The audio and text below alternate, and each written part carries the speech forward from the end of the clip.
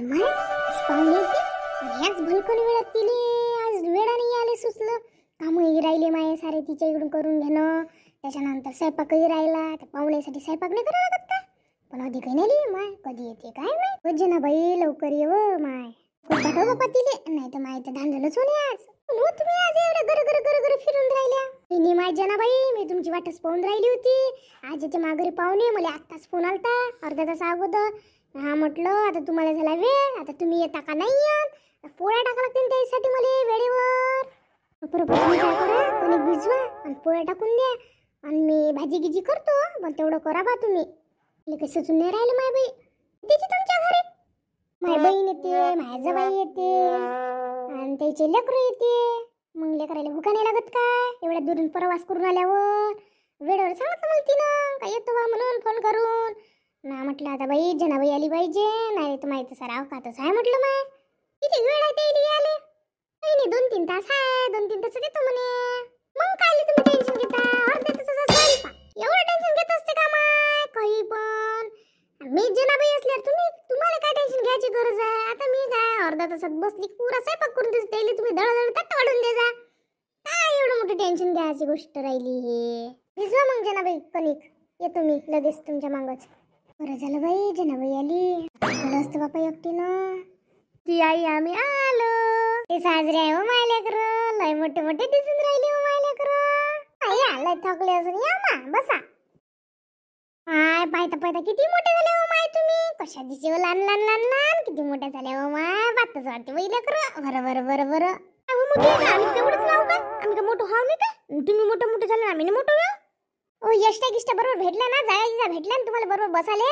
काय माय तुमच्या इकडल्या गाड्या काय किती वेळपर्यंत म्हटलं आम्ही डेपोत थांबलो तर गाडीने लागे.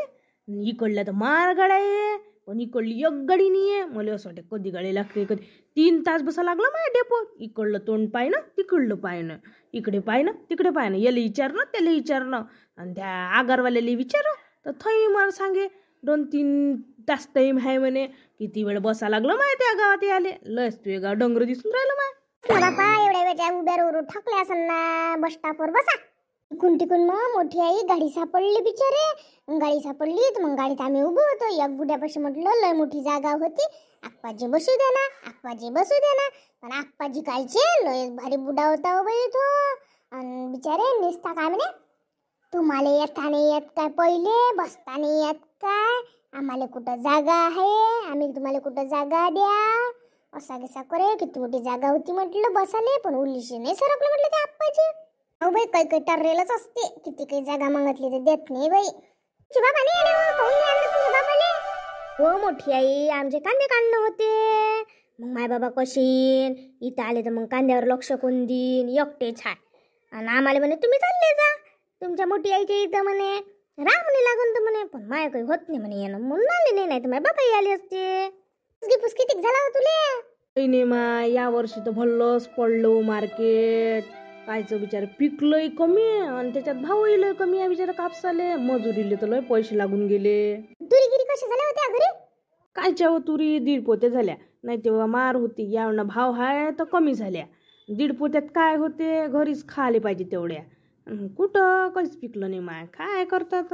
हो माय तसंच आहे ज्या वक्ती भाव असते त्या वक्ती पिकत नाही आणि ज्या वक्ती पिकलं तेव्हा भाव नसते. तर पाय ना तू कापसाचाच पाय ना माघारी बिचार कापूस झाला 90 क्विंटल कापूस झाला पण त्याला भावच नाही ना.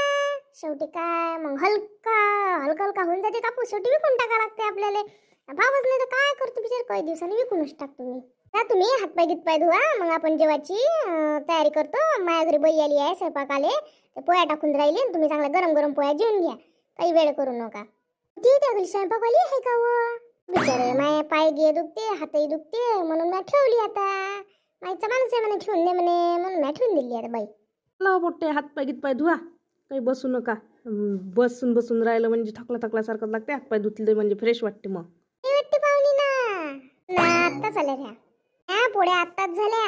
आता येईल तुम्ही वाढून द्या आणि जीव घालून द्या मग काय हवा. मी आता जातो मला दुसऱ्या घरी आता स्वयंपाक आहे. तुझ्या बहिणीला 2 पुरी वाटते खाऊ ना ह्या दोघी आहे ना. तुमच्या पुरी पोरगी 5वीत आहे एक पोरगी 8वीत आहे.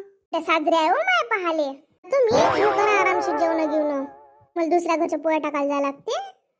प्लीज बापा लय वेळ झाला आज. काय म्हणतो येजो बाई पोळ्या टाकायला लवकर.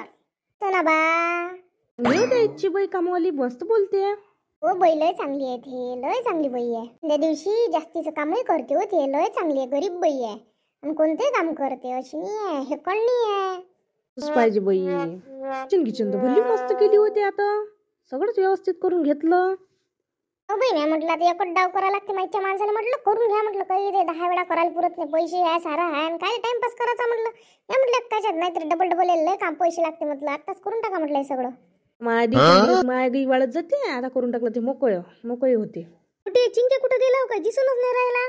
नाही घरीच नाही राहत, नुसता बाहेरच खेळणं असते त्याचं. दिवसभर खेळत राहते. आता त्याला तुम्ही आल्या म्हणून माहीत झालं म्हणजे येईन, आला तर येईन, नाही तर कसं दिवसभर घरात येत नाही. अजून घे ना तू, अजून घे ना. लेकराईने गेलं तर हॉटेलात नाश्ता बस स्टॉपवर आणि त्या आता काही आता जेवत नाही म्हणते. मग जेवण म्हणते चिंके गिंके आल्यावर. आणि त्याचे भाऊजी जेवायचे. मी आता काही एवढ्या लवकर जेवत नाही. ते भाऊजी जेवण झाल्यावर जेवण. कसं मग तुम्ही मी भाजी गिजी फोडणी देतो. आराम गिराम करा तुम्ही. हो बापा.